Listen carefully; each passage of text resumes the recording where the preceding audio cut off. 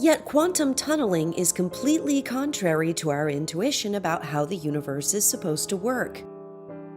This is because quantum tunneling has absolutely no analogy in classical physics. To understand quantum tunneling, we must understand that particles don't have a defined position until they're observed. Instead, all particles are described by what we call a wave function. The probability of a particle being observed at a particular location is given by the square of the amplitude of the wave function at that location. In this example, the red sphere represents the most probable location where we'll observe the particle, because this is where the amplitude is greatest. Suppose that the particle bounces off a barrier, where the energy of the barrier is greater than the energy of the particle.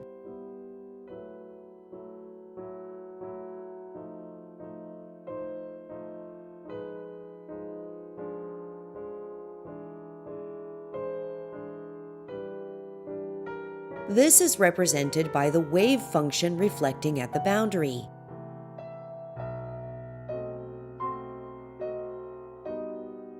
Let's take a look at how the wave function behaves inside the barrier. As the distance into the barrier increases, the amplitude of the wave function decreases exponentially. But the wave function doesn't actually reach an amplitude of 0. Now, let's consider a new scenario where the barrier is shorter in length. As before, the amplitude of the wave function will decay inside the barrier.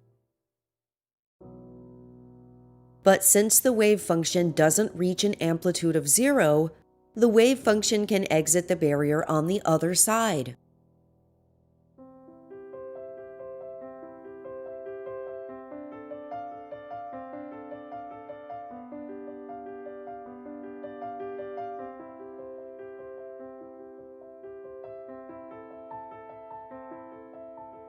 Once the wave function exits the barrier, its amplitude no longer decays.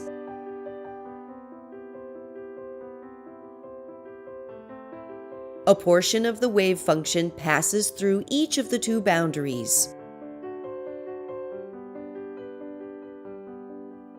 And a portion of the wave function also reflects at each of the two boundaries.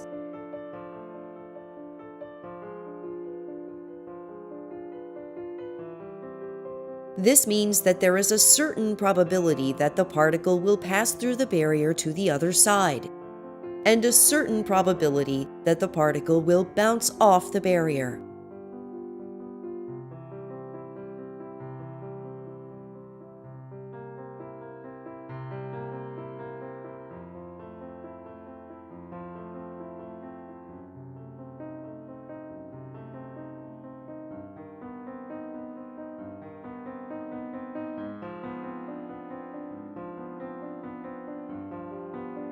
If we send a number of these particles towards the barrier, some of them will pass through and some of them will bounce off.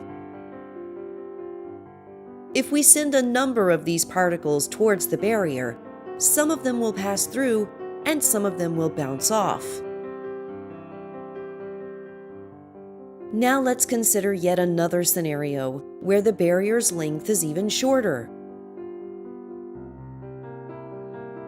In this case, the wave function doesn't have as much distance to decay inside the barrier, and we therefore have a larger amplitude for the portion of the wave function that exits the barrier.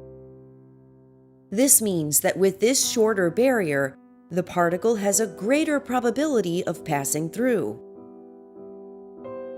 It also means that the particle has a lower probability of bouncing off the barrier, which is represented by a smaller amplitude for the reflected wave.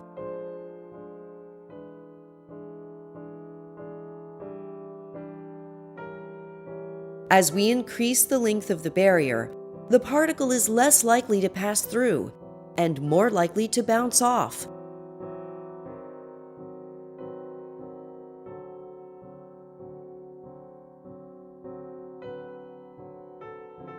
But even if the probability of each individual particle passing through a barrier is small, with a large number of particles, there is a high probability that at least some of them will pass through.